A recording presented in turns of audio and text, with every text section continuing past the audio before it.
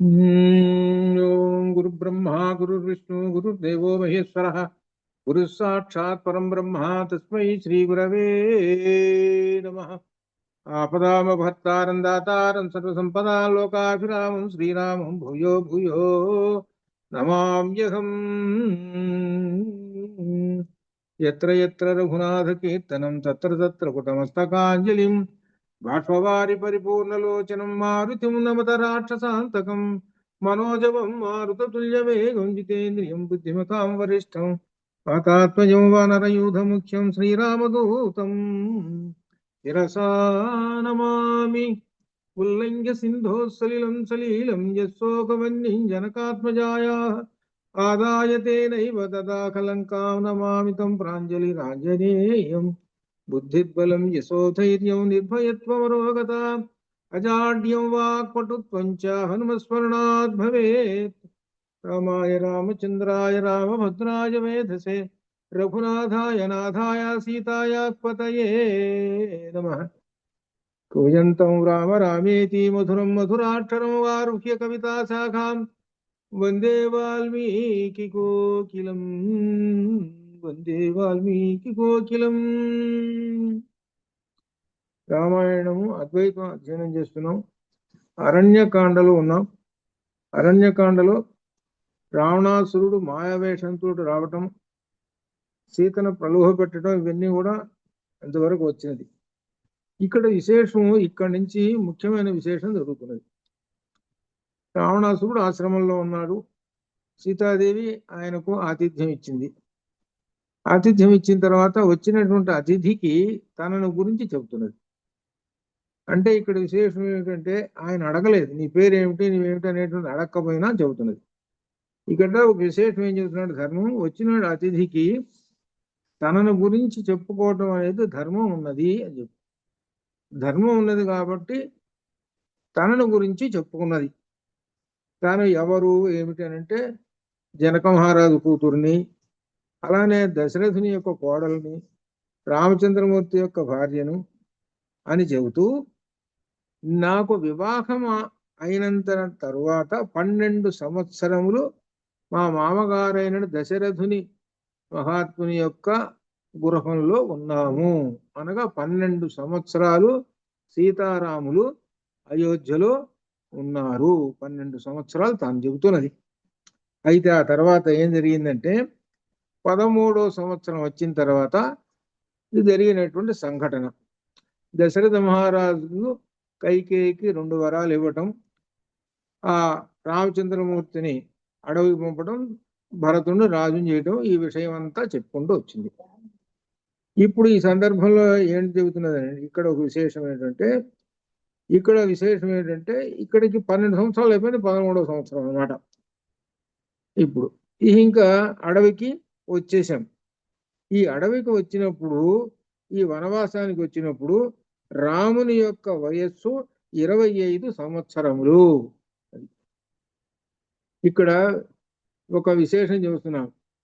12 సంవత్సరాలు మేము అయోధ్యలో ఉన్నాం, 13 ఏటి వచ్చాం. రాముడి వయస్సు ఎంత ఉందంటే అప్పటికి 25 సంవత్సరాలు ఉంది ఆయన వయస్సు. 12 సంవత్సరాలు మాత్రం అక్కడ ఉన్నాము అని చెబుతున్నది.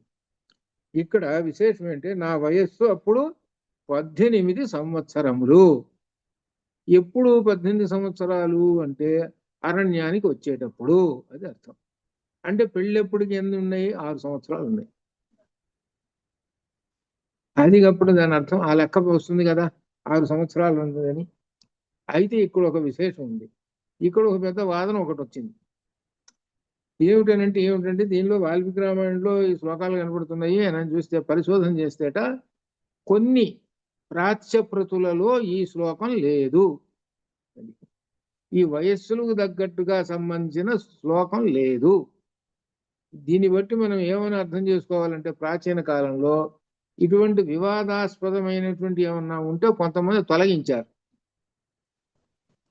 కొంతమంది తొలగించలేదు.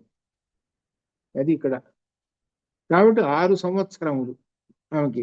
ఈయనకి ఎప్పుడు పెళ్ళెప్పుడు ఎన్ని ఉన్నాయి అనమాట రామచంద్రమూర్తికి, 25లో నుంచి 12 తీసేస్తే 13, ఆమెకు 6, ఈయనకి 13. అది లెక్క అంటనమాట వీళ్ళిద్దరికి. అలా లెక్క వచ్చింది. ఈ లెక్క దాన్ని పట్టుకొని చాలా మంది రామాయణంలో ఒక ఆయన పెద్ద ఆయన వచ్చాడు మా దగ్గర. ఏమంటే సీతాదేవి వయస్సు ఇవి చూస్తుంటే నాకు సందేహంగా ఉందండి, ఇది ఎంత కరెక్టు ఏమిటి అనేటువంటి దాన్ని పట్టుకొని వచ్చాడు ఒక ఆయన. ఆయన వస్తే పెద్దవాడే 80 ఏళ్ళు. ఆయన ఏంటంటే ఎక్కడెక్కడ ఎటువంటివి ఉంటాయో అవి ఒట్టుకుంటుంటాడు. అంతేగాని పరమాత్మ తత్వం ఇవి ఒత్తుకుందామని కాదు, ఎక్కడ తప్పులు ఉన్నాయో ఏదో తన దృష్టిలో తప్పు అన్నట్టుగా. అంటే అర్థం ఏంటి, దోషాన్వేషి. అది అట్లనమాట. అనంటే నేను అన్నాను, వీటిని గురించి ఆలోచించి ఇదంతా కాసేపు తలగా బాదుకోటి ఇదంతా దేనికంటే అవన్నీ మనకేం అందవు వాటికి సమాధానాలు. కాబట్టి దానిలో ఏం చెప్పాడో తత్వాన్ని అర్థం చేసుకొని ఉపాసించడం మంచిదండి అని చెప్పారు ఆయన. దాని మీద అటువంటి వాళ్ళు ఉంటుంటారనమాట.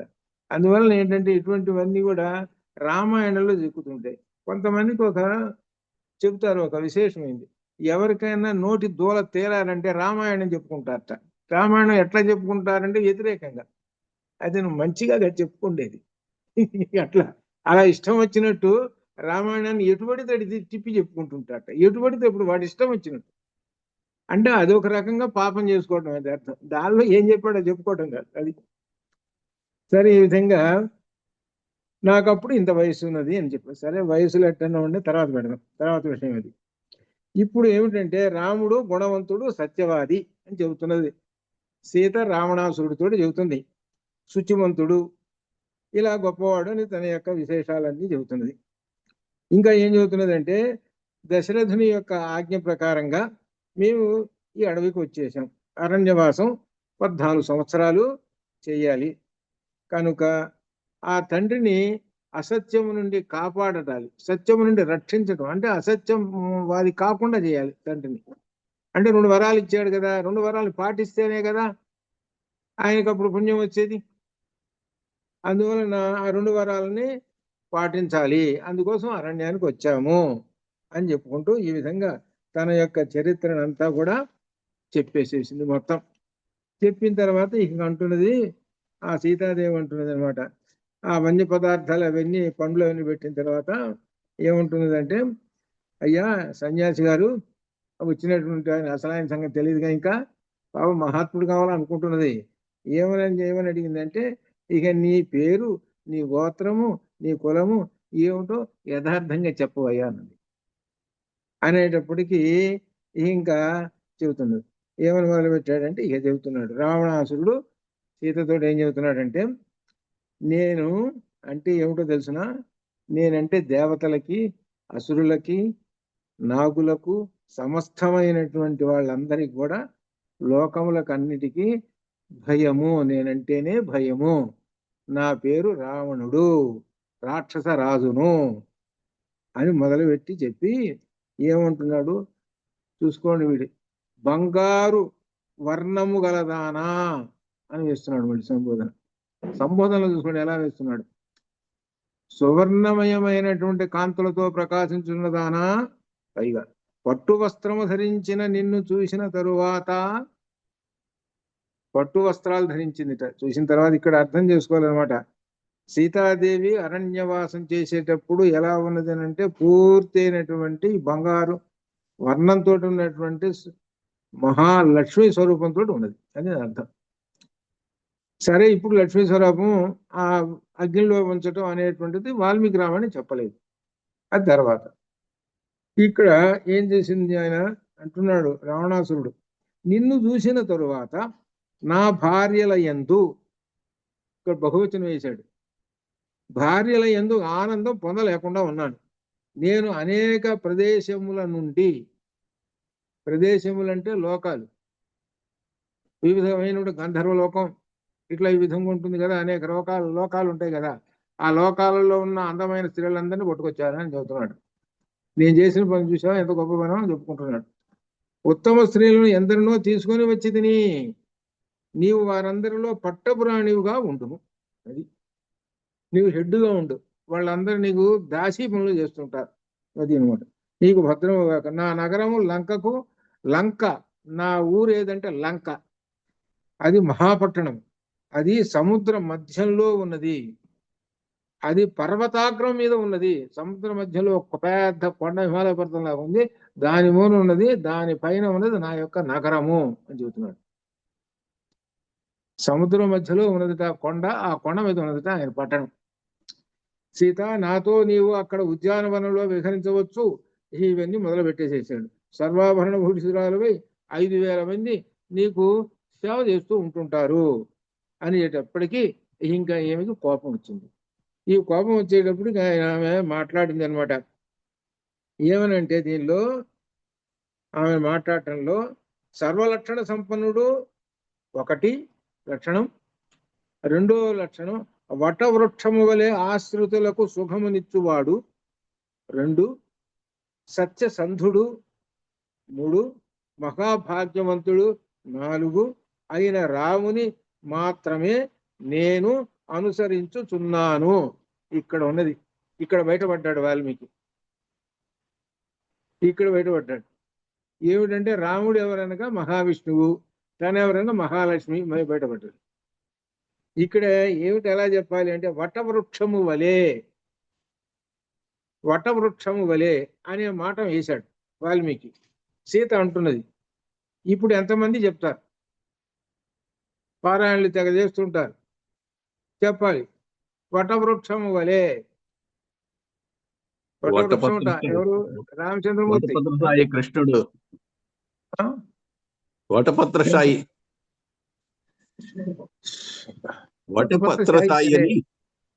వటపత్రశాయి సరే, వటపత్రశాయి సరే. నేను ఇక్కడ విష్ణు నామం అడుగుతున్నా,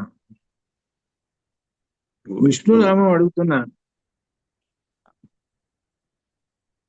ఉషా ఆఫీసులో ఉంది కావాల అది విష్ణునామం. ఎందుకంటే ఈ పారాయణలు తెగ చేస్తుంటారండి, పులిహోరలు తినటానికి కోసం అని చేస్తుంటుంటారు. ఇప్పుడు చెప్పండి, చేసి తిని పులిహోరలు గుళ్ళల్లో విష్ణుమూర్తి నామం ఒకటి వచ్చింది, ఇక్కడ 4 నామాలు వచ్చినాయి. పోనీ మిగిలిన లేకపోయినాయి. ఇక్కడ వటవృక్షము అని చెప్పాడు అని ఆమె అంటున్నది. చెప్తుంది, భానుమతి చెబుతుంది. విశ్వం విష్ణు వషత్కారు అదేంటి మొదటి కాదు, సారీ సరే నేనే చెబుతా. ఇంకా ఏంటంటే విష్ణునామాల్లో ఒక 3 చెట్లు వచ్చినాయి. న్యగ్రోధోదంబరో అశ్వద్ధ చాణూరాంధ్ర నిషూదన అక్కడ వచ్చినాయి. న్యగ్రోధం అంటే మర్రి చెట్టు. అందుకని ఆ మర్రి చెట్టు ఏమిటంటే నిష్కామ కర్మకి ఉదాహరణ కూడా. మర్రి చెట్టు ఎవరంటే సాక్షాత్తు మహావిష్ణు స్వరూపము.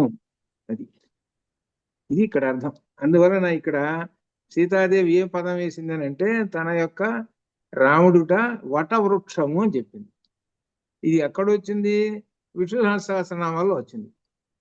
అలానే సర్వలక్షణ సంపన్నుడు, ఆశ్రితులు సుఖం ఇచ్చేవాడు, సత్యసంధ, మహాభాగి, ఇవన్నీ విష్ణునామాలు ఇవన్నీ. అది ఇక్కడ. కాబట్టి రామాయణం పట్టుకుంటే ఆ విష్ణు, ఈ భగవద్గీత, ఈ ఉన్నాయి చూసారు, ఈ ఉపనిషత్తులు ఇవన్నీ లోపల ప్రవేశించి ఉంటాయి. అదనమాట. ఎందుకంటే అది పట్టుకోవాలన్నమాట. విష్ణునామాలు చదువుతున్నాం అనుకో, వాటి అర్థాలు ఇవన్నీ తెలుసుకుంటే అప్పుడు మనకి ఎక్కడెక్కడ ఇవన్నీ ఉన్నాయి అనేటివి తెలుస్తుంటుంది. అట్లా సరే కానివ్వండి. ఇక ఆయన రాముని మాత్రం అనుసరించుతున్నాను. నేను ఎప్పుడు రాముడినే పెట్టుకున్నాను. రామం అనువ్రత. రామం అంటే విష్ణువుని, ఆ విష్ణువుని అనుసరించి ఉంటుంటాను నేను. మహాలక్ష్మి ఎప్పుడు చూసినా కానీ విష్ణువుని అనుసరించే ఉంటుంటుంది.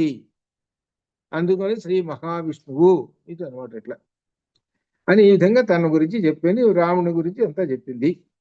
ఇక ఆ రాముడు ఇంకా అందమైనటువంటి వాడు ఇవన్నీ చెప్పుకుంటూ వచ్చి ఇక రావణాసుడితో ఏమంటున్నదంటే, నక్కమైన నీవు ఆడసింహం వంటి నన్ను కోరుచున్నావు. తనని తాను పోల్చుకుంటుంది ఆడసింహం అని.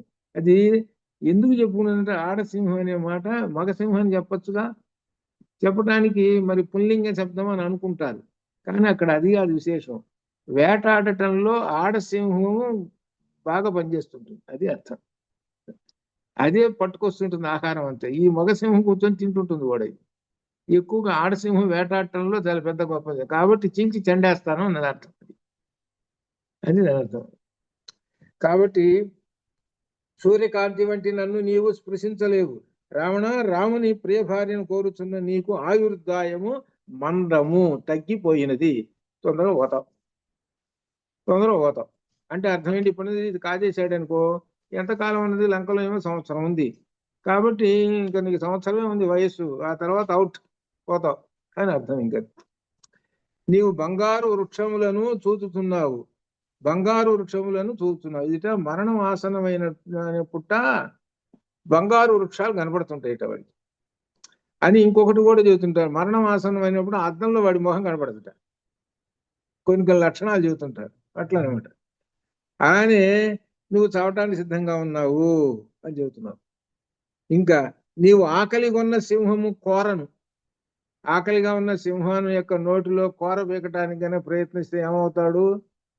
అది మింగేస్తుంది. నువ్వు అట్లా తయారయ్యావు ఇప్పుడు, కాబట్టి నువ్వు చస్తావు అని చెప్పటం దీనిలో చివరికి. ఇంకా విశేషం ఏంటంటే రాముని ప్రియభారను కోరుచున్నావనగా ఇక్కడ ఉపమానం చెబుతున్నది. సూదితో కంటిని తుడుచుకొనుచున్నావు. కళ్ళుని తుడుచుకోవాలంటే నలకల పెట్టి తుడుచుకోవాలంటే నీళ్లు ఏదైనా పెట్టుకోను, లేకపోతే మంచి గుడ్డ ఏదో పెట్టు రుద్దుకుంటారు ఎవరైనా. కానీ సూదితో నలకల్ని తీస్తున్నట్ట. ఇక దాన్ని బట్టి అర్థం చేసుకో, ఏ పోలికలు చూసుకోండి ఎలా ఉన్నాయో. కాబట్టి నీ కళ్ళు నీవే పొడుచుకుంటున్నావురా అని చెబుతూ, నాలుకతో పదునైన కత్తిని నాకుతుంటుంటే ఏమవుతుంది? ఈ నాలుకకి తేనె పూసి చాకుకి బాగా తేనె పూసి ఆ నాకరా అంటే ఇంకా ఉంటుంది వాడి పని, ఏముంది ఇంకా అక్కర్లా. ఇది ఈ ఉపమానాలు చెప్పింది. అట్లా నీ గతి అట్టబడుతుంది అని చెప్పాడు. అని చెప్పి ఇంకా అంటున్నది ఆ సీతాదేవి, శుభచరిత్ర గల రాముని భార్యని హరింపగోరుచున్నావు కాబట్టి నీవు ప్రజ్వలించుతున్న అగ్నిని వస్త్రములో మూట కట్టుకొని ఉంటున్నావు. వస్త్రములో మూట కట్టుకొని, ఆ వస్త్రంలో నిప్పుకొరువులు 4 వేసుకొని మూట కట్టుకొని తీసుకుపోదాం అనుకున్నట్ట. ఏమైందో చూడండి, అట్లా ఉంది ఈ పరిస్థితి. కాబట్టి నీవు వనమునందు నివసించు సింహమునకు నక్కకు ఎంత భేదం ఉన్నదో అంత భేదం ఉన్నది అని ఈ విధంగా అంటున్నది అనమాట. ఇంకా ఇక కాకికి గరుత్మంతునికి ఎంత భేదం ఉన్నదో అంత భేదము ఉన్నది అని ఈ విధంగా చెబుతున్నాను. నీవు నన్ను అపహరించినచో ఇంద్రునితో సమానమైన రాముని ముందు పరిస్థితి ఎట్లా అవుతుందో తెలిసిన, ఈగ గనక వజ్రాన్ని మింగితే ఏమవుతుంది? వజ్రాన్ని కనుక మింగితే ఏమవుతుంది? వాడు చస్తాడు. అసలు మింగకర లోపల పోకముందే చస్తాడు వాడు. అనగా ఈగ కనుక వజ్రం మింగితే ఏమవుతుంది? నువ్వు ఈగ లాంటి వాడురా, నువ్వు మింగబోతున్నది ఏంటి? వజ్రాన్ని మింగబోతున్నావు, చస్తావురా అని చెబుతున్నది. ఇట్లా ఈ విధంగా అనమాట. ఎట్లా అని చెబుతూ ఆమె భయపడుతున్నది. ఇక రావణుడు మృత్యు వలె ఉన్నాడు, సీతకు భయం కలుగుతున్నది. ఇప్పుడు ఈ సందర్భంలో రావణాసురుడు తన నిజ రూపాన్ని ప్రకటించాడు. తన నిజ రూపం 10 తలకాయలు, భయంకరమైనటువంటి రూపం. ఆ రూపాన్ని ఇప్పుడు ప్రదర్శిస్తున్నాడు ఆయన. విశేషంగా ఇక్కడ ఏంటి, రావణుడని పేరుతో ప్రసిద్ధి పొందిన వాడిని నేను, చూసుకో నా యొక్క రూపము అని ఆ రూపాన్ని చూపించాడు. నేనంటే సరే గంధర్వులకి దేవతలకి అందరికీ భయమేను అని ఆ విధంగా చెబుతున్నాడు. లంకా పట్టణానికి రాజును నేనేం చేశానో తెలుసునా? నేను గొప్ప పని. కుబేరుడు ఉన్నాడు, కుబేరుడు ఏమవుతాడో తెలుసునా? నాకు బ్రదరు, అంటే సవతి తల్లి, అంటే మా అమ్మ సవతి తల్లి అనమాట. ఆయనకి విశ్రవణుడికి అని అంటే ఏంటనమాట, ఆయనకి 2 భార్యలు ఉన్నారు. నేను 2వ భార్య కొడుకుని, పెద్ద భార్య కొడుకు కుబేరుడు, కాబట్టి 2 అన్నలదమ్ములు. కాబట్టి ఆ కుబేరుడి మీదకి యుద్ధానికి పోయినా నేను. ఎక్కడ ఉన్నాడు కుబేరుడు? కైలాసంలో ఉన్నాడు.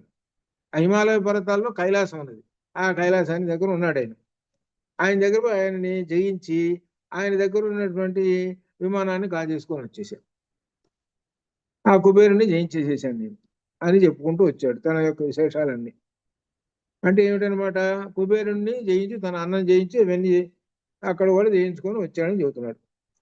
నేను ఎక్కడైతే తిరుగుతున్నానో అక్కడ వృక్షాలు భయపడతాయి, నదులు భయపడతాయి, పక్షులు భయపడతాయి, మరి జంతువులు భయపడతాయి, నేను వస్తున్నానంటే గజగజ గజగజలాడిపోతుంటాయి అన్ని. అట్లా అని కూడా చెప్పాడు. అంతటి భయంకరుడు వీడు. నా లంకానగరం సుందరమైనది, ఇంద్రుని అమరావతి లాంటిది అని ఈ విధంగా చెబుతూ, అది ఎక్కడ ఉన్నదంటే ఇగో సముద్రం ఉన్నదే, ఈ సముద్రం అవతల ఉన్నది చెబుతున్నాడు. అని ఈ విధంగా చెబుతూ నా యొక్క భవనాలు చాలా గొప్పవి అవి ఇవి అనే విధంగా చెబుతూ ఏమంటున్నాడంటే, సీత రాముడు రాజ్యభ్రష్టుడు, ఆయనకు రాజ్యం లేదు, బుద్ధిహీనుడు. చూసుకో ఎలా చెబుతున్నాడు. ఎవడు బుద్ధిహీనుడు? తను బుద్ధిహీనుడు, బుద్ధిహీనుడు, దీనుడు, పైగా మునివృత్తిలో ఉన్నవాడు. అటువంటి రామునితో నీవు ఏమి చేస్తావు? నేను సమస్త రాక్షసులకు రాజును, నేను మన్మథ బాణములతో బాధింపబడిన వాడని కామము వలన నీ దగ్గరకు వచ్చి తిని. వాడి నిజం చెప్పేస్తున్నాడు. వాడికున్న రాక్షసుడి యొక్క లక్షణాలు ఇలా ఉంటాయి అని చెబుతున్నాడు. అటువంటి నన్ను నీవు నిరాకరించరాదు. పూర్వము పురూరవుడు ఈ విధంగానే, పురూరవ చక్రవర్తి ఊర్వశి పాదములపై పడినప్పుడు ఆమె నిరాకరించినది, తర్వాత ఆమె అంగీకరించిందిట. అట్లనే నేను కూడా అడుగుతున్నాను, కాబట్టి నువ్వు అంగీకరించుము అని చెబుతున్నాడు. ఆ విధముగానే నీవు నన్ను నిరాకరించినతో పశ్చాత్తాపం మళ్ళీ వస్తావు, నువ్వే వస్తావు, నీ ఇష్టం. ముందే ఫస్ట్ ఛాన్స్ ఇస్తున్నాను నీకు, చూసుకోబడి. ఎందుకు తెలిసిన దీనిలో వాడు లోపల ఉన్న భయం బయట పెట్టలే, వాడికున్న శాపం బయట పెట్టలే. ఎందుకు వీడు తలకాయ వేయి చేస్తాడు, 1000 ముక్కలు చేస్తాడు. వీడు కుబేరుడు శాపం పెట్టాడు. అందుకని అది లోపల భయం లోపల పెట్టుకొని పైన ఏం మాట్లాడుతున్నాడు వీడు. అంటే ఏమిటి? ఆ మనిషి యొక్క సంపూర్ణమైన అంగీకారం కోసం భయపెడుతున్నాడు, అది అర్థం. అట్లా అనవాడు చేస్తున్నాడు. సరే అట్లయితే నన్ను అంగీకరించు అన్నాడు.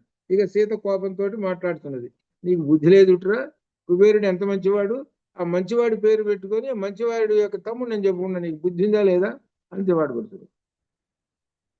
ఆ కుబేరుడు పేరు చెప్పుకుంటున్నావు, కుబేరుడు అంటే ఏమనుకున్నావు? అసలు సమస్త ప్రాణులకు ఆశ్రయం ఇచ్చేవాడు కుబేరుడు. ఆ కుబేరుడికి తమ్ముడు అని చెప్పుకుని ఎంత నీకు బుద్ధి ఉందా లేదా, నీకు దుర్బుద్ధివి అని ఈ విధంగా నాకు చివాటు పెట్టింది అని చెప్పిన తర్వాత, ఇక మాత్రము నీవు ఇంద్రుని భార్యను శచీదేవిని అపహరించి జీవించవచ్చునేమో, కానీ రాముని భార్యను అపహరించాడంటే వాడు చచ్చాడే అని అర్థం అని చెప్తున్నాడు. ఆమె చెబుతున్నది అని చెబుతుంది. ఇక్కడ విశేషం ఏంటంటే, అక్కడ ముందే చెప్పింది మనకు విష్ణు నామాలు వచ్చినాయి. అక్కడ అర్థం ఏమిటంటే, విష్ణువుకి అనపాయిని ఎప్పుడు విష్ణువుని అంటి పెట్టుకొని ఉంటుంది ఆ కాంతి. ఆ విష్ణువులో మహాకాంతి ఉన్నదంటే ఎవరంటే లక్ష్మీదేవి అని అర్థం. విష్ణువు నుంచి ఆ లక్ష్మీదేవి కాంతిని వేరు చేయలేరు. అలా వేరు చేయటానికి ప్రయత్నిస్తే వాడి అంతటా వాడే మరణం కోరుకున్నవాడు.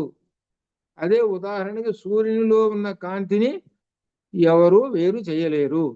అట్లనే రాముని నుంచి రాముని భార్యను వేరు చేయలేరు. కొన్ని ఉపమానాలు చెప్పుకుంటూ వచ్చింది.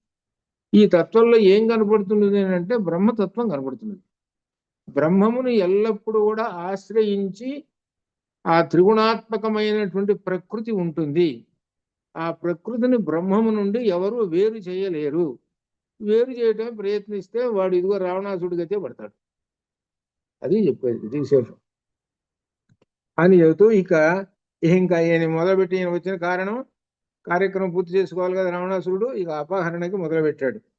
ఈ అపహరణ ఎలా చేశాడట, ఈ అపహరణ అనేటువంటి దీనికి చెబుతున్నాడు అనమాట. ఈయన ఎలా చేశాడంటే, ఈయన ఇక్కడ ఏమిటంటే విశేషమైనటువంటి ఒక హస్తమును మరొక హస్తముతో చరచి, అంటే ఈ రావణాసురుడు మాయల మారి కదా, ఏదో 2 చేతులు అంటే చప్పట్లు కొట్టేసేటప్పటికల్లా ఏదో ధ్వని వచ్చింది, షౌట్స్ కొట్టి ఒక్కసారి గొప్ప తన యొక్క భయంకర రూపాన్ని చూపించాడు. ఒక 10 తలకాయల రూపం చూపించేసేసాడు. ఆ 10 తలకాయల రూపం చూపించేసేసి ఏం చేశాడనమాట, నేను ఆకాశంలో నిలిచి 2 చేతులతో భూమిని మోస్తాను కూడా, నేనేమో అనుకుంటున్నావేమో అని చెబుతూ ఇక్కడ విశేషంగా భయంకర రూపం చూపించి 10 తలకాయల రూపం చూపించేసాడు. చూసిన తర్వాత ఈమెను ఎలా అపహరించాడో దీన్ని చెబుతున్నాడు అనమాట. ఇక ఈ విధంగా ఆమెని దీన్ని అపహరిస్తున్నానని చెప్పి ఇదిగో ఇక్కడ ఎలా తీసుకుపోయినాడు అని అర్థం. ఎలా తీసుకుపోయినాడంటే, ఎడమ చేతితో కేశపాశములను ఒకటి, ఎడం చేతితోటి కేశపాశములు ఇలా పట్టుకున్నాడు ఆ కేశములను, కుడి చేతితో తొడలను పట్టుకొని, అంటే ఒక రకంగా ఒక చేతిలో ఒక బొమ్మను కనుక పట్టుకుంటే, ఒక పిల్లవాడిని కనుక పట్టుకుంటే అట్లా పట్టుకున్నాడు. వీడు ఎంత ఉన్నాడయ్యా అంటే కొండంత ఉన్నాడయ్యా, నల్లగా కొండంత ఉన్నాడు వీడు. అని ఒక బొమ్మని కనుక అట్లా పట్టుకుంటే, అరచేతితో ఇట్లా పట్టుకున్నాడు. ఒక్కసారి అట్లా పట్టుకున్నాడు. ఆ పట్టుకొని ఏం చేశాడంటే వెంటనే రథం మీద కూర్చున్నాడు. ఆ రథం కూడా ఎట్లా ఉన్నది, ఒక్కసారి మనసులో అనుకున్నాడంటే రథం కనపడుతుంటుంది. ఆ రథం మీద కూర్చున్నాడు. ఆ రథం మీద కూర్చొని ఒక్కసారి ఆ రథాన్ని అలాంటప్పుడు ఆకాశంలో లేచింది ఆ రథం. ఆ రథం పైకి ఆకాశంలో లేచింది. ఇంకా ఆమె తీసుకొని ఇక రథం వెళుతూ ఉన్నది. ఇక ఆమె ఆ సందర్భంలో ఏడుస్తూ ఇప్పుడు అంటున్నది, ఆ లక్ష్మణ, ఆ మహాబాకు, నిన్ను నీ మనస్సుని బాధ పెట్టాను కాబట్టి ఇప్పుడు ఈ రాక్షసుడు నన్ను అపహరించబోతున్నాడయ్యా, ఏ లక్ష్మణ తొందరగా వచ్చి నన్ను రక్షించు. ఇప్పుడు తెలిసింది. ఇప్పుడు లక్ష్మణుడు అంటే ఏమిటో సంగతి ఇప్పుడు తెలిసింది. సాక్షాత్తు పరమాత్మ ఎదురుగా ఉండి మంచి అని చెబుతుంటే, ఈ మాయ అనేటువంటిది పొర అడ్డం వచ్చేసేటప్పుడు ఈ మనిషికి, మానవుడికి మంచి మాటలు ఎక్కవ వాడికి. ఎప్పుడైతే కష్టాల్లో పడ్డాడో అప్పుడు అనుకుంటాడు, ఆయన చెప్పిన మాట వినలేదు కాబట్టి దీనిలో పడ్డాను అని, ఏ దేవుడా అని ఈ విధంగా అనుకునేటువంటి వాళ్ళు లోకంలో సహజంగా అక్కడక్కడ కనపడుతుంటారు. ఆ విషయాన్ని ఇక్కడ గుర్తు చేస్తున్నాడు. కాబట్టి మంచి మాటలు చెప్పేటువంటి వాళ్ళు ఎవరంటే సాక్షాత్తు పరమేశ్వర స్వరూపము, ఇది అర్థం. మంచి మాటలు ఎవరైతే చెబుతున్నారో వాళ్ళందరూ పరమాత్మ స్వరూపము, సత్ మంచి అనమాట, అది అనమాట అట్లా. కాబట్టి ఆ మాటలన్నీ వినలేదు, సరే ఇప్పుడు అనుభవిస్తున్నది అనే విధంగా అనుకుంటుంది. ఇంకా సీత ఆ రథం పోతున్నది. ఇక వృక్షాదుల్ని చెట్లని ప్రార్థిస్తున్న, వనదేవతలారా రక్షించండి, ఇదిగో ఈ విధంగా వీడు కాజేస్తున్నాడు, రామచంద్రమూర్తి రాగానే చెప్పండి ఆయనకి, ఇదిగో ఇట్లా జరిగింది, ఇటువంటి విశేషం అంతా కూడా ఆయన చెప్పండి అని ఈ విధంగా ఆమె చెబుతూ అరుస్తూ ఉన్నది. ఆ సందర్భంలో ఈ కేకలకి ఏడుపులకి ఆ ఒక పెద్ద చెట్టు మీద జటాయువు ఉన్నాడు. జటాయువు చూశాడు. జటాయువు చూసి అరే ఇంత జరుగుతున్నదానని ఇంకప్పుడు ఆ జటాయువు ఆ వృక్షం మీద నుంచి బర్రన వచ్చేసి ఇక రావణాసురుడితోటి యుద్ధం, ముందు హితవులు వెలికింది, తర్వాత యుద్ధము.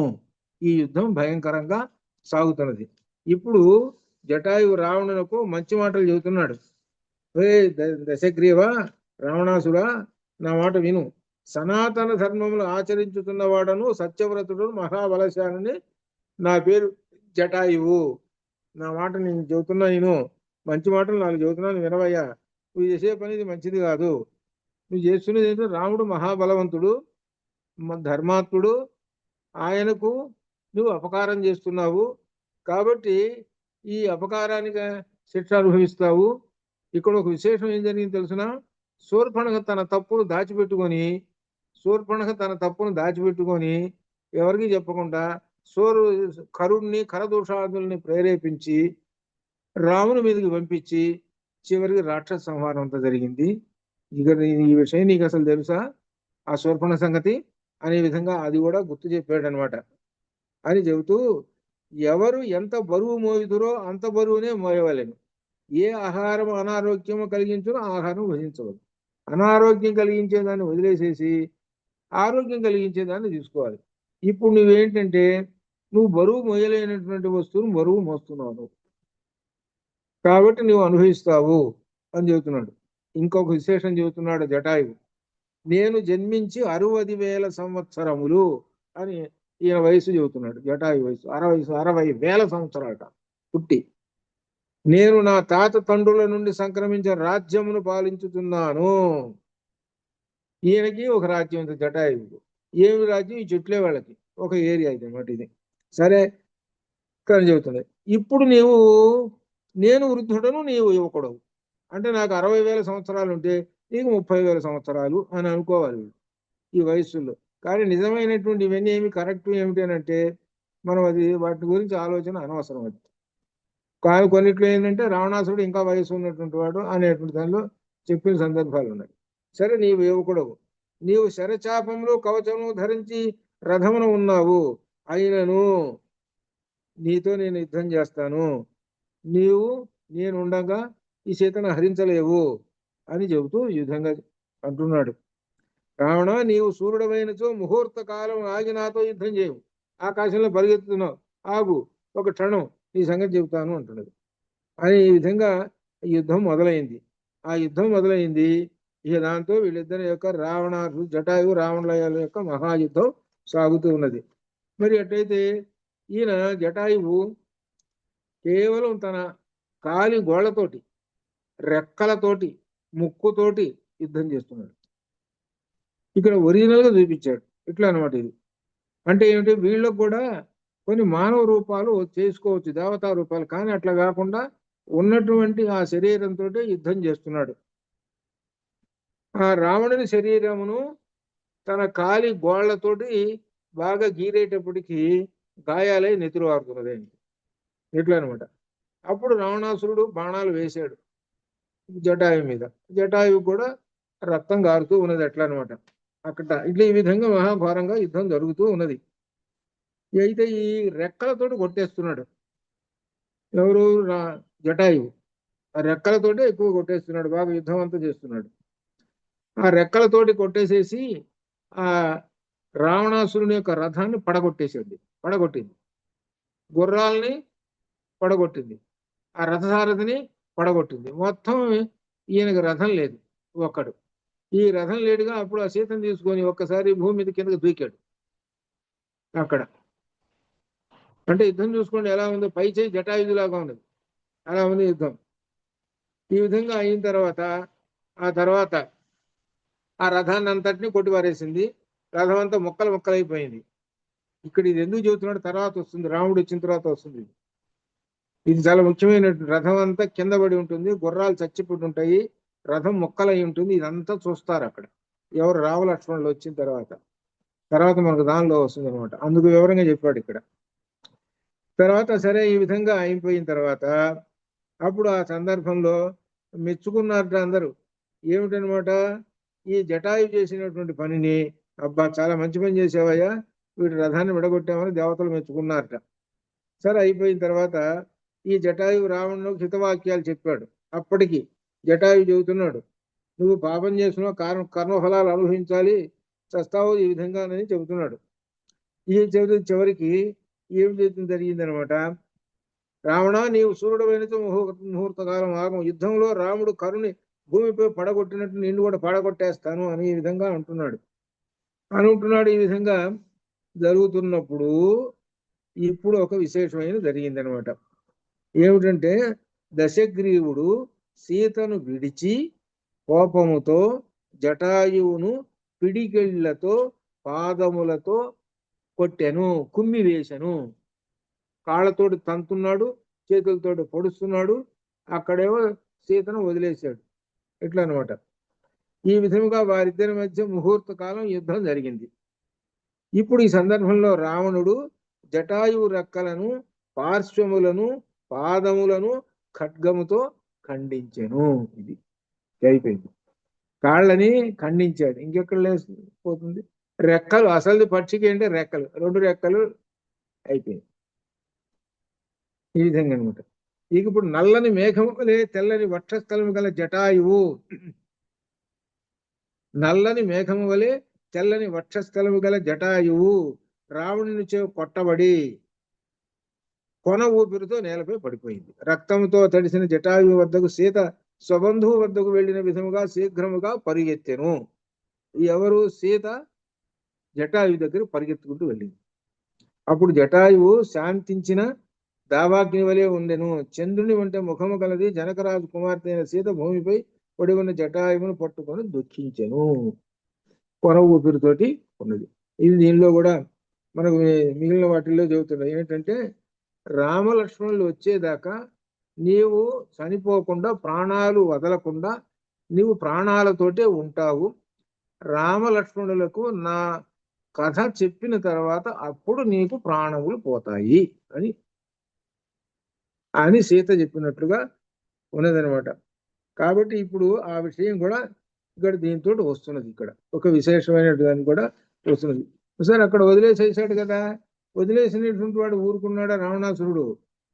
ఆమెను మళ్ళీ పట్టుకున్నాడు, ఆమెను పట్టుకొని తీసుకుని పోయినాడు. ఇక జటాయు పడిపోయింది. ఆ జటాయు పడిపోయిన తర్వాత ఇప్పుడు ఆ సందర్భంలో రామ నీకు మహా ఆపద సంభవించినది అని ఈ విధంగా సీత అంటూనే ఉన్నది. ఇంకా ఈ విధంగా పక్షులు అన్ని కూడా అరుస్తూ ఉన్నాయి. రామ లక్ష్మణ నన్ను రక్షించండి అని అరుస్తూ ఉన్నది. ఇట్లా ఈ విధంగా ఇప్పుడు ఈ సందర్భంలో ఆ సమయమున సర్వ చరాచర జగత్తు చీకటితో నిండిపోయెను. సర్వ చరాచర జగత్తు చీకటితో నిండిపోయాను. సూర్యుడు ప్రకాశించటం లేదు, భయపడుతున్నాడు. సూర్యుడు కూడా భయపడుతున్నాడు వీడి రావణాసుడికి. అంతటి పితామహుడు దివ్య దృష్టితో చూచి, ఏమిటబ్బా పగలు చీకటిగా ఉంది, హెడ్ ఆయన కదా, అన్నిటికన్నా హెడ్ ప్రజాపతి బ్రహ్మదేవుడు కదా, ఏమిటంతా చీకటిగా ఉంది అని చూసి దివ్య దృష్టితో ఒకసారి చూసేటప్పటికి పని పూర్తయింది. పని పూర్తయిపోయింది. తలచిన కార్యం పూర్తి అయినది అని. ఏమిటయ్యే తలచిన కార్యం అని అంటే రావణాసురుడు చావడం. రావణాసురుడు చస్తాడు. ఎందుకు చస్తాడయ్యానంటే ఇదిగో సీతను అపహరిస్తున్నాడు. ఇది అంటే వాడి చేత అధర్మము అనేటువంటిది పట్టుకుంటే చాలు, వాడు అధర్మం చేసేది వాడు చస్తాడు. కాబట్టి వాడు ఏం పట్టుకున్నాడయ్యా అంటే నల్ల త్రాచు పామును పట్టుకున్నాడు. పట్టుకుంటే అది ఏం చేసింది, కాటేయకుండా ఉంటుందా? అప్పుడు ఆయన దివ్య దృష్టితో చూసి దేవతలతో అయిపోయిందని మీ పని ఎంత ఫైనల్ అయిపోయింది, ఎంత ఒక 2 నిమిషాలు ఆగండి అయిపోతుంది చూద్దు కానీ, ఒరే దేవతలారా, ఒరే ఇంద్రుడు, మీరందరూ చూడండి, ఇక కాసేపట్లో ఇక మీ యొక్క సుఖాలు వచ్చేస్తాయి. ఇక ఇప్పుడు రావణాసురుడు ఉన్నాడే, వాడు అంతం కావటం కోసం వాడంతలో వాడే కొని తెచ్చుకుంటున్నాడు అని అనుకున్నట్ట. ఒక్కసారి దివ్య దృష్టితో చూశాడనమాట ఆ బ్రహ్మదేవుడు. చూసేసరి రావణ వధ తథ్యము అని అన్నాడు ఆయన. ఇంకా 100% జరిగిపోతుంది, చివరి తిరుగులేదు అని దేవతలందరూ సంతోషిస్తున్నారు. అంటే ఏమిటనమాట, సీతను ఎప్పుడైతే అపహరిస్తాడో అప్పుడు వీడు చస్తాడు అని అర్థం. అది సీతను అపహరిస్తే అప్పుడు వీడు చస్తాడు. వీడి చావు ఎక్కడుందంటే సీత చేతిలో ఉంది అని దాని అర్థం. అది అందుకనే సీతాయాశ్చరితం అని రామాయణానికి పేరు. అదనమాట ఇది. దండకారణ్యములు దివ్య దృష్టితో చూసి దైవం ఇంతకాలం రావణ వధ సంకల్పమయ్య.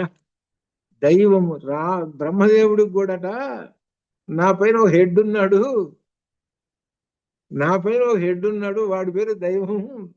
ఆ దైవం ఎవరో తెలుసా? పరబ్రహ్మము. పరబ్రహ్మం కిందనే ఉన్నాను నేను కూడా. ఆయన చెప్పినట్టే చేయాలి, ఆయన ఆర్డర్సే పాటించాలి నేను. ఆ పరబ్రహ్మం ఎప్పుడు తలుచుకుంటాడో ఏమిటో సంగతి మాకు తెలియదు, నాకు కూడా తెలియదు అయ్యా. అందుకనే గీతలో ఆ బ్రహ్మ భవనాల్లో కాపర్యంత పునరావృత్తులు అవన్నీ డౌన్లో ఉంటాయిరా అని చెప్పాడు. కృష్ణుడు ఏం చెప్పాడంటే నా కింద డౌన్లో ఉంటాయి అవన్నీ నా యొక్క కాంతి ప్రసరణతోటే బతుకుతూ ఉన్నాయి, అవన్నీ కూడా నాలో కలిసిపోయేవిరా అని చెప్పాడు. ఇప్పుడు బ్రహ్మదేవుడు కూడా తెలియదు ఎప్పుడు పోతాడా వీడు, ఎప్పుడు పోతాడా అనే సంగతి. ఇప్పుడు ఒక్కసారి దైవం ఇప్పుడు మనల్ని అనుకూలించింది అనగా దైవం ఏం చేస్తుంది అనమాట, ధర్మ దృష్టి ఉంటుంది. ఎప్పుడైతే ధర్మమునకు హాని కలుగుతుంటుందో అప్పుడు యదా యదా హి ధర్మస్య గ్లానిర్భవతి భారత అభ్యుత్థానం అధర్మస్య తదాత్మానం సృజామ్యహం పరిత్రాణాయ సాధూనాం వినాశాయ చ దుష్కృతాం ధర్మ సంస్థాపనార్థాయ సంభవామి యుగే యుగే. అప్పుడు ఆ పరబ్రహ్మము తలుచుకుంటాడు. ఆయన ధర్మ సంస్థాపనగా చేసి మొదలుపెట్టిన తర్వాత ఏది నిలవదు, అడ్డు ఏది ఉండదు, మొత్తం సర్వనాశనం. ఆ బ్రహ్మం ముందు ఏది నిలబడలేదు, అంత విశేషం. అందుకని ధర్మము ప్రధానమైనటువంటిది రామాయణంలో. కాబట్టి రావణాసురుడు ఇంతటి గొప్పవాడైనప్పటికీ ధర్మాన్ని ఆచరించకుండా అధర్మాన్ని పట్టుకున్నాడు కాబట్టి వీడు చేస్తాడు.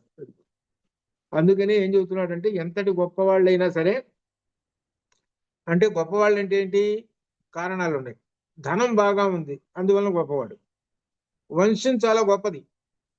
వంశం అంటే మరి రావణాసురుడు వంశం అంటే బ్రహ్మదేవుడు వంశం, బ్రహ్మదేవుడు మనవడు. బ్రహ్మదేవుడు అంటే ఏమనుకున్నారు, వేదాలు చదివేవాడు, శాస్త్రాలు చదివేవాడు, సర్వశాస్త్ర నిపుణుడు, ఎంత బ్రహ్మజ్ఞానం అంత గొప్పవాడు. వాళ్ళ యొక్క వంశంలో పుట్టినటువంటి వాడు వంశం వల్ల గొప్పవాళ్ళు అవుతారు, ధనం వల్ల గొప్పవాళ్ళు అవుతారు. ఇట్లా గొప్పవాళ్ళు అయినటువంటి వాళ్ళు అందరూ ఉన్నారే, వాళ్ళు మాత్రము ఏమాత్రము అధర్మాన్ని పాటించారో నీవు ఎంత గొప్పవాడివైనా సరే నిన్ను మాత్రము ఆ దైవం ఏం చేస్తుంది అనమాట, శిక్షించేసేస్తుంది. యదా యదా హి ధర్మస్య గ్లానిర్భవతి భారతం. అదే ఇక్కడ విశేషం చెబుతున్నాడు.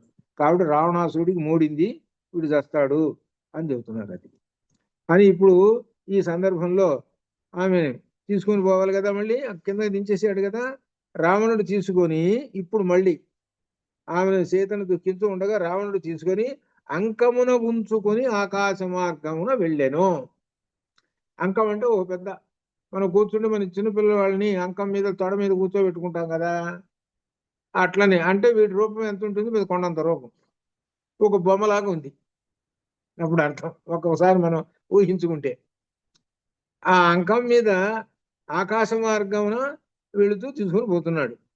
ఇక ఈమె బంగారాభరణాలు ఉన్నాయి కదా, ఏది చేతులకు ఉన్నాయి, కంఠంలో ఉన్నాయి, పాదాలకు ఉన్నాయి, పాదాలకు మంజీరాలు ఉన్నాయి, ఇవన్నీ ఉన్నాయి కదా, ఇవన్నీ ధరించింది కదా, పట్టు వస్త్రం కూడా ధరించింది కదా. ఇప్పుడు ఈ సందర్భంలో అప్పుడు సీత ఆకాశంలో విద్యుత్తు వలె మెరుస్తూ ఉన్నది. ఇది వీడేమో నల్లగా ఉన్నాడు, నల్లటి కాంతి మబ్బు, ఈమె తెల్లగా మెరుస్తూ ఉన్నది. ఆమె ధరించిన పట్టు వస్త్రము కాంతిచే రావణుడు అగ్నిపర్వతం వలె ప్రకాశించాడు. ఆమె ధరించిన వస్త్రం వల్ల వీడు నల్లంగా ఉన్నవాడు కూడా వీడు తలతల తలతల మెరుస్తున్నట్ట. ఇక్కడ విశేషం అనమాట. ఇది ఎందుకు చదువుతున్నాడంటే, ఇది ఇంత విశేషం ఏంటంటే కింద కోతులు చూసినాయి. ఇది అసలు విషయం. కోతులు తర్వాత వస్తుంది మన కిష్కింధాకాండలో. కోతులు అప్పుడు చెబుతాయి అనమాట, మేము చూసామండి పైన ఆకాశంలో ఒకటి రాక్షసుడు తీసుకుపోతున్నాడు, ఎవరో ఒక ఆమె అరుస్తూ ఉన్నదండి, అదిగో బంగారాభరణాలు ఇవో పడేయండి, ఇదిగోండి కొండ మీద పడ్డాయండి అని చెబుతుంటారు. అంటే వాడెవరు, రావణాసురుడని, తీసుకుని వెళుతున్న సీతని ఈ చరిత్ర వాళ్ళకి తెలియదు. అనగా పైన మనం చూడండి ఆకాశంలో కూడా తెల్లగా విద్యుత్ మెరుపులు వచ్చినాయి అనుకోండి, అబ్బో మెరుపులు భలే వస్తున్నాయి, తెల్లటి కాంతి కదా. అట్లనే ఆకాశంలో విద్యుత్ తీగలాగా ఉన్నది, మరి ఏడుస్తుందో ఇవన్నీ ఏమో లేదని అనుకున్నారు వాళ్ళు. ఎందుకంటే అంత కాంతివంతంగా ఉండేటప్పటికల్లా వీళ్ళందరూ పైకి ఆకాశం తలలెత్తి చూశారు, ఎవరు, కోతులు. అది ఇక్కడ విశేషం. ఆ వర్ణన చేశాడు. ఆమె కేశములను ధరించిన పద్మముల నుండి రాలిన రేకులు, కేశములకు ధరించిన పద్మముల నుండి రాలిన రేకులు రావణునిపై చల్లినట్లు ఉన్నవి, వాడి మీద చల్లినట్లుగా ఉన్నాయి ఆ పుష్పపు రేకులు. ఆమె ధరించిన సువర్ణము వంటి వస్త్రము గాలిలో ఎగురుతూ సూర్యకాంతి వల్ల ఈ విధంగా వర్ణన చేస్తూ ఉన్నాడు. సీతాదేవి ఇక వర్ణన అనమాట. ఈ సందర్భంలో ఆమె ఇలా ఉన్నది అని వర్ణిస్తున్నాడు. ఈ లలాటము ఈ విధంగా వర్ణించడం ఇదంతా చూశారు.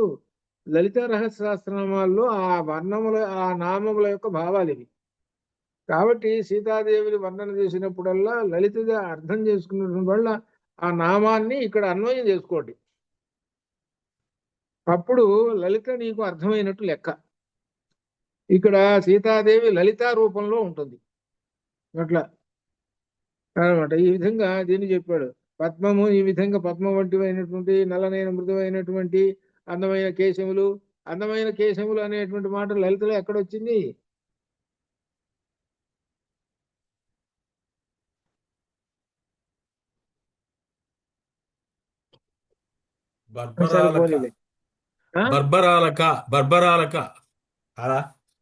నామం, అమ్మవారి నామం, అది అమ్మవారి నామం. అమ్మవారి నామం కేశాలని వర్ణిస్తాడు, సౌందర్య లహరిలో కూడా వర్ణిస్తాడు. అమ్మవారి కేశాలను వర్ణిస్తాడు, ఆ కేశముల యొక్క విశేషం ఏంటో వర్ణిస్తాడు. అట్లనే లలితలో కూడా అమ్మవారి యొక్క కేశముల గురించిన ఒక నామం ఒకటి ఉంది. అమ్మవారి నామం ఇది కేశాల గురించి. ఆ కేశములు ఎలా ఉన్నాయో దానిలో ఉన్నది. కాబట్టి ఆ లలిత ఒకసారి రెఫర్లు చేసుకోండి. ఈ రామాయణం చదువుతున్నామంటే అనేక గ్రంథాలు జోడించబడతాయి అట్లా అనమాట. కాబట్టి చాలా మంది ఏంటంటే పారాయణలు చేసేటువంటి వాళ్ళు పరాగా చదవటమే కాదు, వాటి యొక్క అర్థాలు అందుకనే చెప్పారనమాట. లలితలో కనీసం ఒక 4-5 మాటలైనా సరే వ్యాఖ్యానం, భాష్యం అర్థం చేసుకొని అమ్మవారిని స్మరించుకుంటే అదే గొప్ప. ఇది 1000 నామాల్లో. అట్లా అనమాట. అది వచ్చింది మీకు అమ్మవారి యొక్క కేశభాషముల గురించి విశేషంగా వచ్చిన నామం ఉంది. తర్వాత వెతుక్కోండి. ఎందుకంటే చెప్పాను ఎందుకు వెతకరు. కాబట్టి ఇంటికి వెళ్ళిన తర్వాత అయినా సరే ఆ పుస్తకం అన్న తీసి వెతికి అప్పుడు కనుక్కొని అప్పుడు గుర్తుంటుంది. అది సరే కానివ్వండి. సరే ఈ విధంగా ఆమె అమ్మవారు ఈ సీతాదేవి ఈ విధంగా ఉందని చెబుతున్నాడు. సీత తన తేజస్సుతో ఆకాశంలో మహా ఉల్కల వలె ఇక్కడ ఒక పెద్ద విశేషంగా చెప్పాడండి. ఆ మహాలక్ష్మి స్వరూపం ఎలా ఉన్నదో దీనిలో చెప్పుకుంటూ వచ్చాడు. అది రామాయణంలో చెప్పుకుంటాడు. ఆ విషయాన్ని వాటిని ఇక్కడ మనం జోడించుకోవాలన్నమాట. అట్లా అనమాట. వాటి తేల్చుకుంటే అట్లా అర్థమవుతుంది అనమాట. అది ఆ కేశముల గురించి, శరీరాన్ని గురించి, నాసిక గురించి, అట్లని తదున్నతం అక్కడ ఆంజనేయ స్వామి వారు ఆ సుందరకాండలో చెబుతాడు. ఆ అమ్మవారిని వర్ణిస్తాడు. ఆ సుందరకాండ వచ్చినప్పుడు అమ్మవారిని వర్ణించేటప్పుడు ఉంటుంది చూశారు. అది ఎవరైతే మిస్ అవుతారో ఆ ఉపన్యాసం చెప్పేటప్పుడు వాళ్ళందరూ కూడా దురదృష్టవంతులే. సుందరకాండ చెప్పేటప్పుడు మిస్ అయినటువంటి వాళ్ళందరూ కూడా అది అంత చెప్పండి చెప్పండి ఏంటి చెంపకాశోక పున్నాగా సౌగంధికల సత్కచ అని. అవును, రైట్, గుడ్, కరెక్ట్. అది జ్ఞాపకం రాలేదు. అదే అట్లానే వచ్చింది. అవును, గుర్తుకొచ్చింది. అవును అవును, అలానే మంచిది, గుర్తుకొచ్చింది చాలు అని. ఈ విధంగా ఇప్పుడు మనం దీనిలో అంతా కూడా ఈ 52వ సర్కలో ఆ అమ్మవారిని గురించి వర్ణించడం, ప్రకృతిని గురించి వర్ణించడం చేస్తూ అప్పుడు సీతాదేవి రామ రామ లక్ష్మణ అని ఆ విధంగా స్వరంతో, దీనమైన స్వరంతో పలుకుతూ అటు భూమి వైపు చూస్తూ ఉండిపోయింది. ఆ సందర్భంలో ఆమె కేశములన్నీ కూడా విడివిడిపోయినవి ఇట్లా ఉన్నది అని చెబుతూ ఇక్కడ ఒక విశేషం ఉన్నది. అందమైన దంతములు గలది అంటే చారువతి, తెల్లని చిరునవ్వు గలది శుచిస్మిత. ఇవన్నీ కూడా మనకి ఇందులో లలితలో ఉన్నాయి. బంధువులకు దూరమైనది. ఇట్లా అటువంటి ఆమె ఈ సందర్భంలో ఆ సీతాదేవి రావణుని నిందిస్తూ ఏమిటి ఈ విధంగా ఆమె ఏ విధంగా ఇక్కడ విశేషమైనటువంటిది ఏమిటంటే చెప్పుకోవాల్సింది ఆభరణములను పడవేయటం. అది అర్థం. ఇది మనకు కావాల్సింది. ఆభరణాలని కింద పడవేసేస్తుంది. ఇక్కడ ఇది సీత ఆభరణాలని పడవేస్తున్నది కింద. ఈ విధంగా రావణునిచే హరించబడిన వైదేహి అనాథవలే దుఃఖిస్తూ ఆమె అప్పుడు ఒక పర్వత శిఖరమును చూచెను. ఇదే ఏమిటనమాట, ఈ కోతులన్నీ ఉన్నటువంటి పర్వతం, ఋష్యముఖ పర్వతం. అది ఆ ఋష్యముఖ పర్వతాన్ని చూసింది. ఆ కొండ పైన కొన్ని కోతులు కూడా ఉన్నాయి. దానిపై 5గురు వానర శ్రేష్ఠులు ఉన్నారు. 5గురు వానర శ్రేష్ఠులు కూర్చొని ఉన్నారు. వీళ్ళు విశాలాక్షి అయిన సీత తన మంగళకరమైన ఆభరణం బంగారు చీర కొంగును మూటగట్టి కొంత కొంగు చించేసి ఆ మూటగట్టి కింద పడేసింది. ఇప్పుడు గుర్తుపెట్టుకోవాల్సింది ఏమిటంటే ఆ బంగారు చీర కొంగు చించిందే ఆ వస్త్రం గుర్తుపెట్టుకోవాలి మనం. ఇది ఎక్కడ వస్తుంది అంటే సుందరకాండలో వస్తుంది. అక్కడ వస్తుంది. ఆంజనేయ స్వామి వారు చీర కొంగు అదే ఇదే అది అని గుర్తుపడతాడు. ఈ చీర కొంగు మూట ఉంది కదా, ఈ వస్త్రం ఆ చీర నుంచి చించబడినటువంటిది. దాని యొక్క అంచుది సరిపోయింది కాబట్టి ఏమని తర్కయామాస సీతేతి గుర్తుపట్టడానికి అనమాట. అది అక్కడ అనమాట. సరే ఈ విధంగా పడేసేసింది. అప్పుడు ఆ సందర్భంలో వానరులు కూడా చూశారు. చూసి వాటిని అన్నిటిని కూడా రాముని చెబుతారులే అనేటువంటి కోరిక, ఉద్దేశం.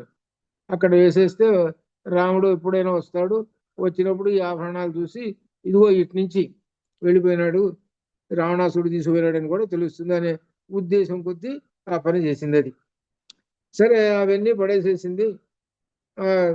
ఇంకా రెప్పపాట్లో వర్ర వెళ్ళిపోతూనే ఉన్నది. ఆ పంపా నదిని దాటారు. చివరి లంకాపట్టణం వైపు, అంటే సముద్రం మీదుగా వెళ్ళిపోవాలి. ఆ రథం వెళ్ళిపోతూ ఉన్నది. ఇట్లా ఈ విధంగా ఆయన తీసుకొని పోతున్నాడు. రథం లేదు ఇక్కడ. ఏమిటంటే మనిషి కూర్చున్నాడు, ఆ కూర్చున్న అంకం మీద పెట్టుకున్నాడు, వెర్రని పోతున్నాడు వీడు. అది అనమాట ఈయన. ఇక్కడ ఒక విశేషం వస్తుంది, తర్వాత సంపాతి వచ్చినప్పుడు వస్తుంది ఇక్కడ. అట్లా అనమాట ఇది. సరే, ఆ తర్వాత అక్కడి నుంచి వెళ్ళిపోయిన తర్వాత ఆ సమయంలో చారణులు అంటున్నారు, దశగ్రీవునకు ఇదే అంతము.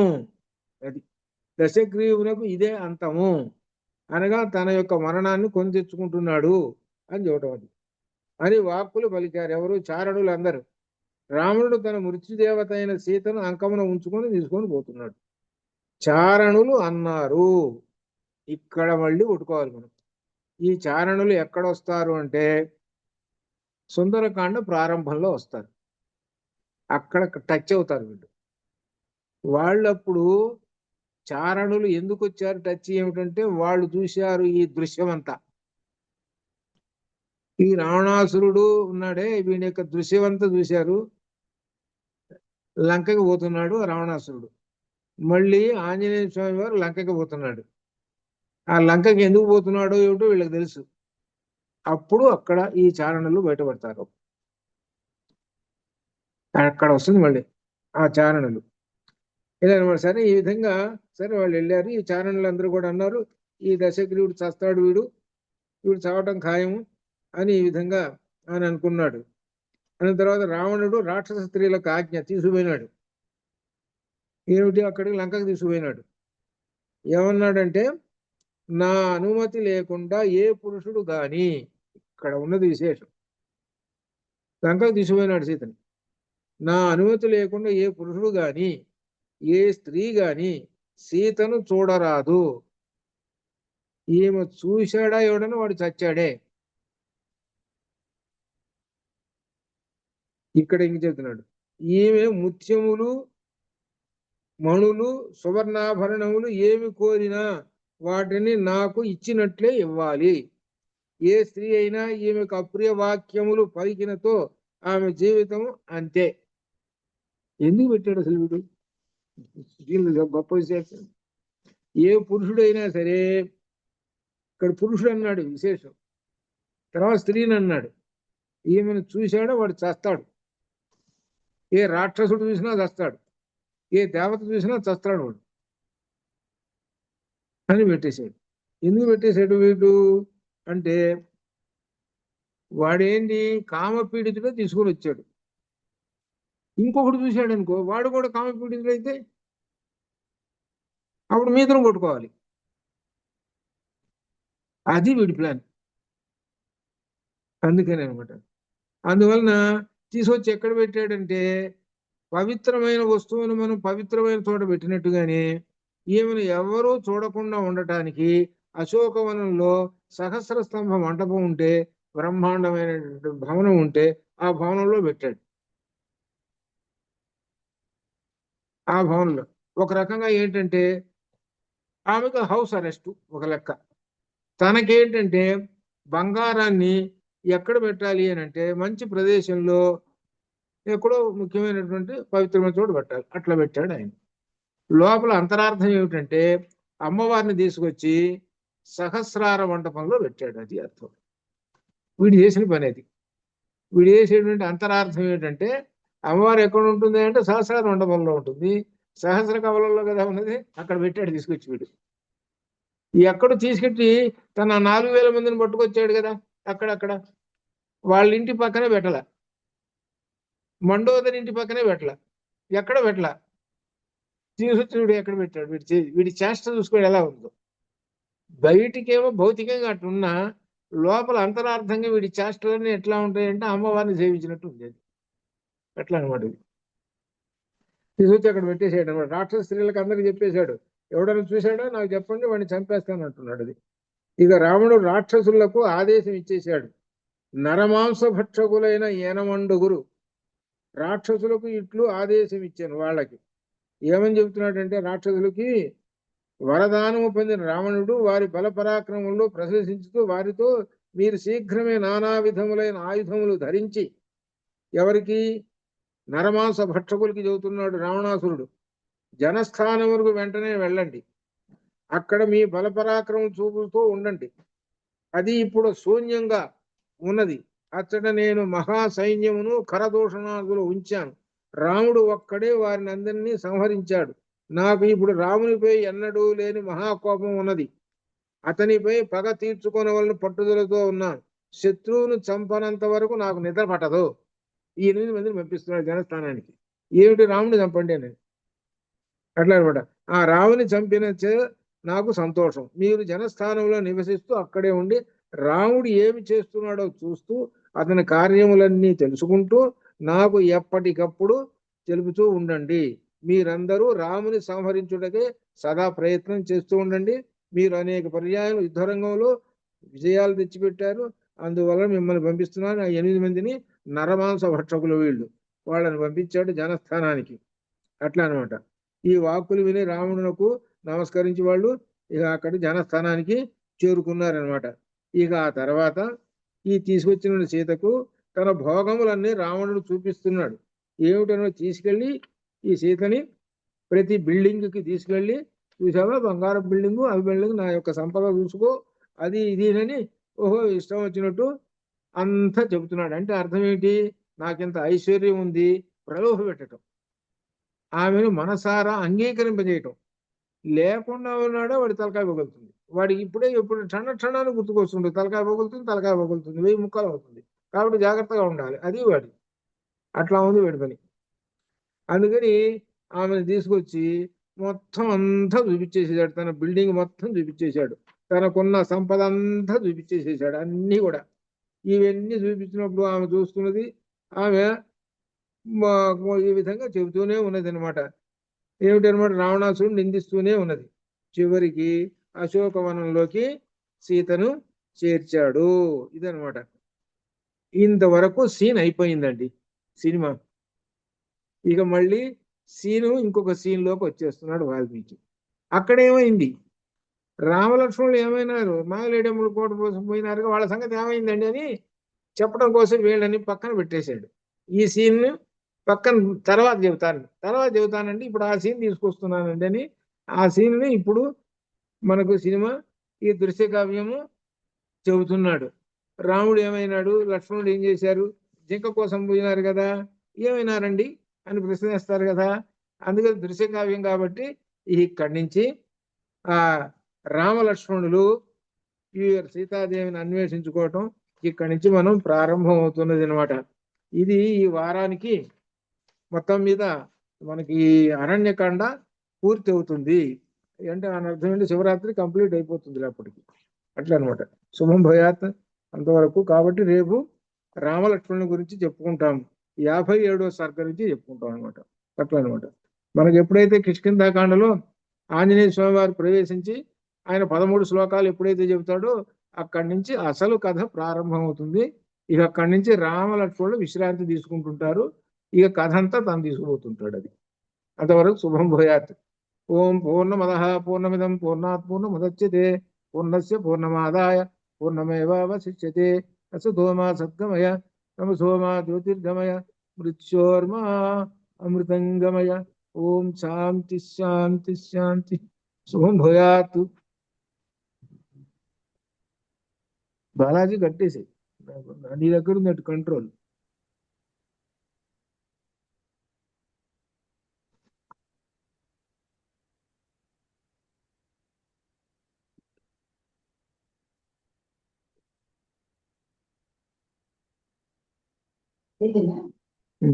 కట్టేయలేదు, బాలాజీ కట్టేయలేదు. బాలాజీ ఎక్కడ ఉన్నాడు?